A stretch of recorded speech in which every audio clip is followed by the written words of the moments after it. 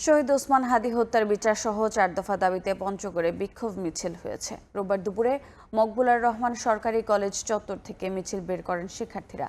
মিছিলটি শহরের চৌরঙ্গি মোড়ে গিয়ে শেষ হয়। সেখানেও সড়ক অবরোধ করলে বিক্ষোভকারীদের সরিয়ে দেয় সেনাবাহিনী। এ সময় বেশ কয়েকজন আহত হন। এর প্রতিবাদে রাতে বাংলাদেশপন্থী শিক্ষার্থীদের ডাকে ফের জেলা শহরে বিক্ষোভ করে ছাত্র জনতা।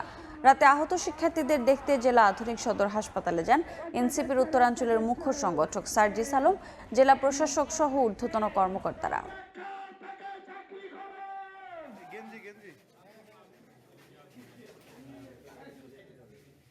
যারা আন্দোলন করছিল, যারা পঞ্চগড়ের জুলাইয়ের সম্মুখ সারির যোদ্ধা, এরকম 5-6 জনকে টার্গেট করে আলাদা আলাদা করে টেনে হিসড়ে জেলা পরিষদের ভিতরে নিয়ে যাওয়া হয়েছে।